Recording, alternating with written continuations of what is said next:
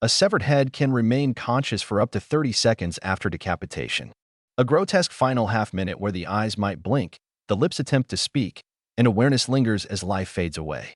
For in Boleyn, second wife of Henry VIII and perhaps history's most famous beheaded queen, this horrifying possibility was just one aspect of her execution that contemporary accounts often sanitize.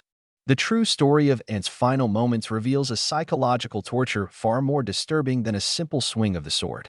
A calculated political spectacle designed to destroy not just her body, but her very legacy.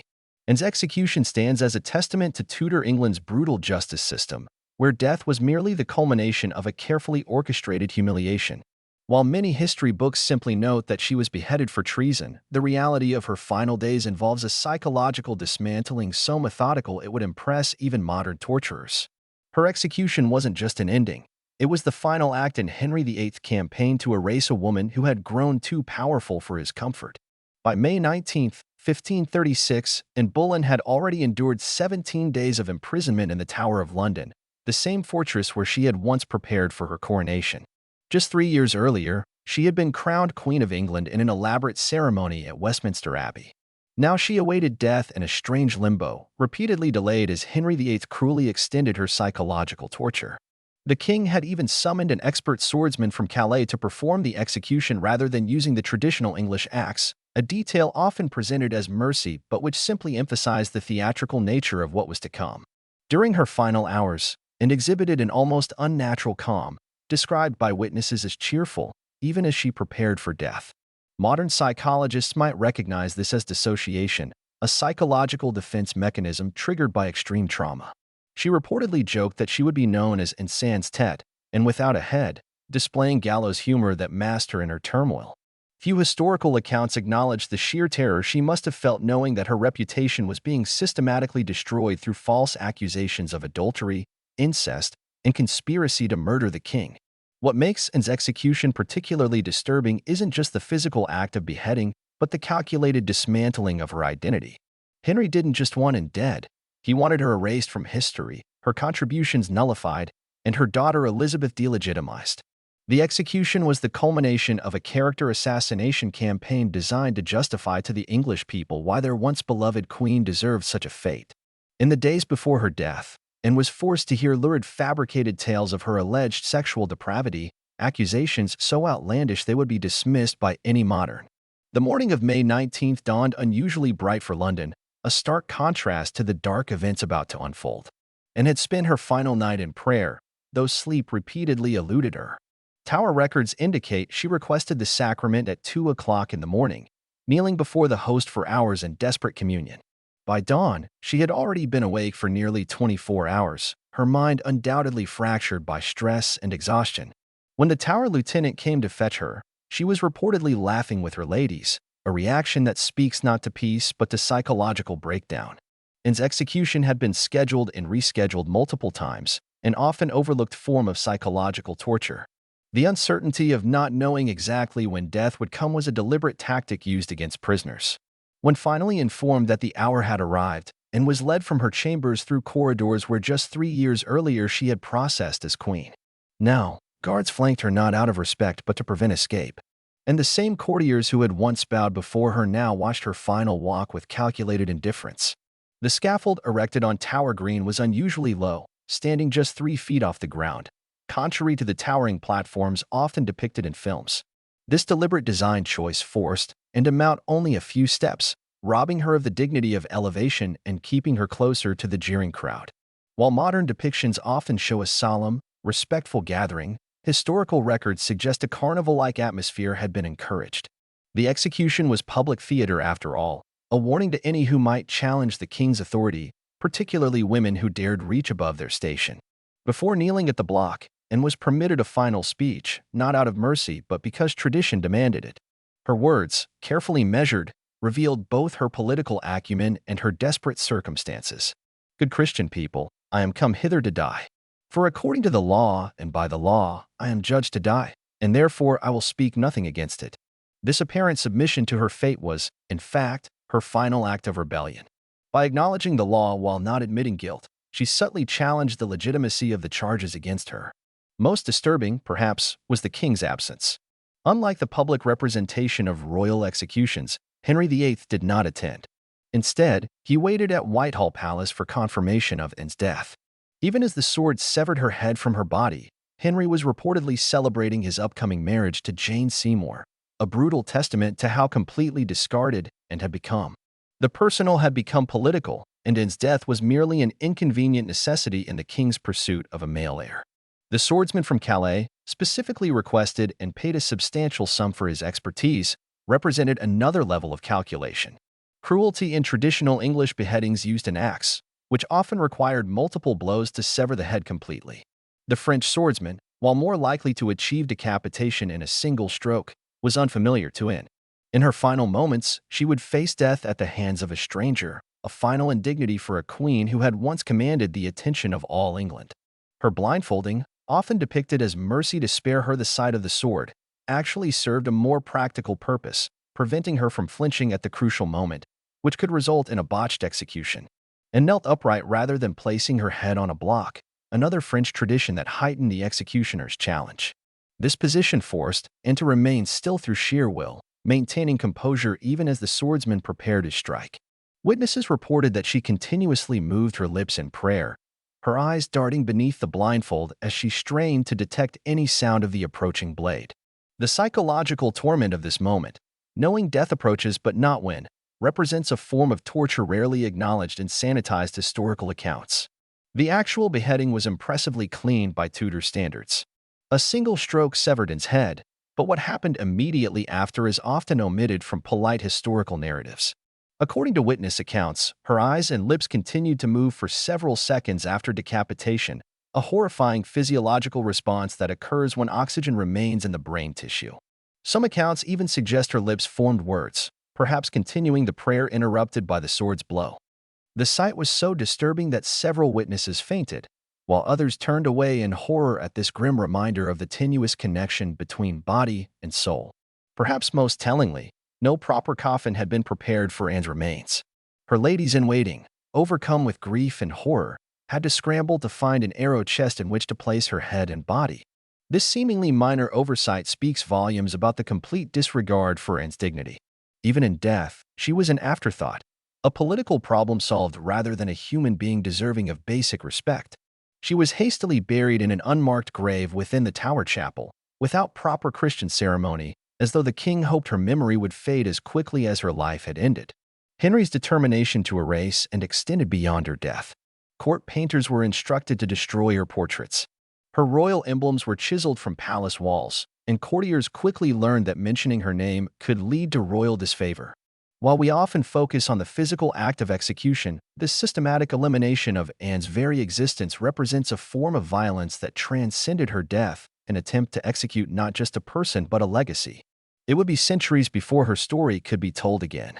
Historians began the painstaking work of reconstructing Anne's life from the fragments that survived Henry's purge. Anne's execution also traumatized those forced to witness it, particularly her ladies-in-waiting, who had to clean and prepare her severed head before burial. These women, themselves terrified of being implicated in the Queen's alleged crimes, had to perform this grisly task while maintaining composure. Several reportedly suffered nightmares for years afterward, and at least one eventually entered a convent, unable to continue court life after what she had witnessed. The ripple effects of psychological trauma extended far beyond Anne herself, creating a climate of fear that permeated Henry's court for the remainder of his reign. In the immediate aftermath of the execution, Anne's daughter Elizabeth, not yet 3 years old, was declared illegitimate and removed from the line of succession. The child, who would one day become England's greatest queen, was effectively orphaned. Her mother executed and her father publicly denouncing her legitimacy, court records show Elizabeth was suddenly without proper clothing or attendance appropriate to her former status. Her household dissolved almost overnight. This cruel treatment of a toddler represents yet another dimension of the horror surrounding Anne's execution. The punishment extended even to her innocent child. Most modern depictions of Tudor executions fail to capture the overwhelming sensory experience. The scaffold would have reeked of the blood from previous executions, buzzing with flies in the May warmth. The crowd's roar, manipulated by planted supporters instructed to cheer the Queen's death, created a wall of sound designed to disorient and terrify, and would have heard this cacophony growing louder as she approached Tower Green. The jeers and catcalls from a population encouraged to view her as a witch and adulteress formed an essential part of Tudor justice. Death alone was never punishment enough. Popular culture often romanticizes Anne's final speech as a moment of dignified defiance, but historical record suggests a more nuanced reality. Her carefully worded address, praising the king as a gentle and sovereign lord, reflects the impossible position she occupied. Even facing certain death, Anne could not speak freely. Her words were constrained by concern for her daughter's future and the watching crowd's reaction. Her speech represents not freedom of expression but its opposite, the ultimate censorship of a woman who knew that even her final words would be reported to the king and could impact those she left behind.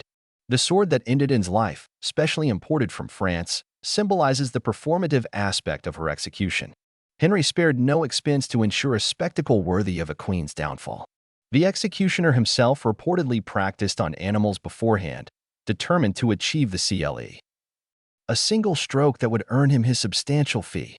This cold professionalism, the reduction of Anne's death to a technical challenge, exemplifies the dehumanization inherent in state-sanctioned execution. Anne wasn't just killed, she was processed through a system designed to transform human suffering into political messaging. Contemporary accounts record that no English executioner would perform the task, not from any moral objection, but because the French sword technique required specialized training. The blade itself was razor-sharp and weighted differently than an English axe, designed for a swift horizontal strike rather than the downward chop of an axe. This technical detail underscores the theatrical nature of Anne's execution. Even the method of death was carefully selected for maximum impact and minimum messiness, ensuring the spectacle would proceed without the unseemly complications of a botched beheading. After the sword fell, witness Thomas Wyatt, himself imprisoned in the Tower and forced to watch the execution of a woman he had once admired, wrote of the little throat that had had so many jewels hung about it. His poetic lament captures the grotesque transformation of and from an adorned queen to an objectified corpse. The severed head was immediately wrapped in linen by her weeping ladies, but not before the executioner held it aloft by the hair, a traditional gesture meant to demonstrate the completed sentence to the crowd. This moment of display, with blood still pumping from the severed arteries, served as the climactic visual that would imprint itself on witnesses' memories. Tower records indicate that Anne's remains were buried so hastily that proper Christian burial rites were abbreviated almost to non-existence. The arrow chest containing her head and body was placed beneath the chapel floor among other executed nobles. An ignominious end for a crowned queen of England. No marker was placed to indicate her grave location, and for centuries her exact burial spot remained unknown. This erasure of even her final resting place represents the culmination of Henry's campaign to remove, and not just from life, but from history itself, a campaign that nearly succeeded.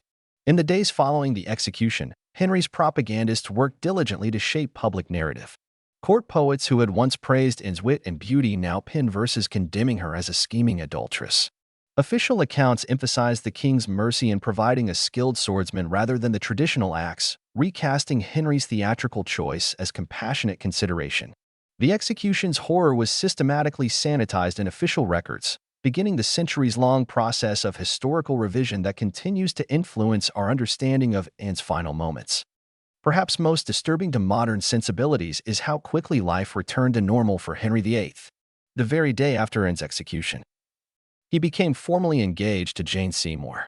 Within 2 weeks of sending his second wife to the scaffold, Henry married his third in a quiet ceremony at Whitehall Palace. This callous speed reveals the execution as merely a convenient solution to a political problem, and had failed to provide a male heir, so she was eliminated and replaced. The personal tragedy of her death was completely subordinated to statecraft and dynasty building. The psychological dimension of Anne's execution extended beyond the scaffold.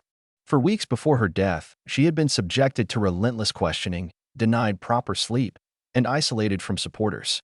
Thomas Cromwell, the king's chief minister who engineered the charges against her, employed techniques remarkably similar to modern psychological torture: disorientation, sleep deprivation, isolation, and the strategic use of false information. By the time Anne reached the scaffold, she had already endured a campaign of mental breakdown designed to ensure she would present no problematic final resistance. Court records reveal the extraordinary security measures implemented for Anne's execution, far beyond what was standard for even high-ranking traitors. The Tower garrison was doubled, and special guards were positioned throughout the fortress complex. These precautions weren't designed to prevent escape. Rather, they ensured that no supporter could attempt a last-minute intervention or rally public sentiment against the execution. The overwhelming show of force served another purpose too, intimidating any who might sympathize with and into silent compliance with the king's will. The timing of the execution, scheduled for mid-morning rather than the traditional dawn, allowed for maximum attendance by London citizens. Tower Green could accommodate only a limited audience of nobility and officials, but the tower's elevated profile meant that crowds gathered outside could hear the announcement of completion. Church bells throughout London would then signal the moment of death, creating a citywide acknowledgement of royal power. This orchestration transformed Anne's private suffering into public performance, death as political theater rather than personal tragedy. Among the most overlooked aspects of Anne's execution is the fate of her co-accused. 5 men, including her own brother George Boleyn, were executed just days before and on charges of adultery with the Queen. Their deaths served to establish the facts of Anne's alleged crimes before her own execution, preventing any possibility that their final speeches might contradict the official narrative. This coordinated judicial murder of 6 people, all convicted on essentially identical fabricated evidence, represents one of Tudor England's most brazen acts of state violence, a purge comparable to Stalin's show trials centuries later. While Tower Green today features a memorial marking the approximate site of Anne's execution contemporary, records indicate the actual scaffold stood elsewhere in the Tower complex. This geographical confusion is emblematic of how Anne's death has been repeatedly reframed and relocated, both physically and historically, to serve different narratives. The sanitized romantic version of her execution found in popular culture bears little resemblance to the psychological warfare, character assassination, and calculated cruelty that characterized her final days in May 1536. The horror of Anne Boleyn's execution lies not just in the physical act of beheading, but in understanding it as the culmination of a comprehensive campaign to destroy a woman who had risen too high for Tudor society's comfort. She was not merely executed. She was systematically unmade, her reputation destroyed, her achievements nullified, her very existence nearly erased from history. When we examine the full context of her final days, the psychological torture, the public humiliation, the calculated theatricality, and the attempted erasure of her memory, we confront a horror far more disturbing than the swift stroke of a calamitous sword. From a modern psychological perspective, Anne's execution represents a case study in state-sanctioned gaslighting and public character assassination. The charges against her, ranging from adultery with multiple men, including her own brother, to conspiring to poison the king, were so outlandish they would never stand in any modern court. Yet, through careful manipulation of public opinion, strategic use of torture to extract confessions from co-accused men, and control of all official narratives, Henry's government successfully convinced many that Anne deserved her fate. This systematic manipulation of reality itself constitutes perhaps the most horrifying aspect of her execution. 5 centuries later, Anne Boleyn's execution continues to fascinate precisely because it represents the intersection of personal tragedy and political calculation. Her death wasn't simply the end of a life, but a carefully orchestrated performance designed to justify a king's actions and reshape historical memory. The true horror lies not in the moment the sword fell, but in recognizing how completely power can rewrite reality, a lesson that resonates uncomfortably in our own era of information manipulation and character assassination. Anne's final tragedy may be that, despite Henry's best efforts to erase her, her death, rather than her life, became her most enduring legacy. In understanding the full horror of Anne Boleyn's execution, we confront uncomfortable truths about power, gender, and the construction of historical narrative. The sanitized version of her death, an unfortunate queen meeting a quick, dignified end, serves to obscure the systematic abuse of state power that her case represents. By examining the psychological dimension of her execution, the calculated torments, the public humiliation, the destruction of reputation, and the attempted erasure of her memory, we gain a deeper understanding of the true nature of her tragedy. We gain insight not just into justice, but into how authority maintains itself through control of both bodies and narratives. And in Severed Head, we find a warning about the fragility of truth itself when confronted with absolute power.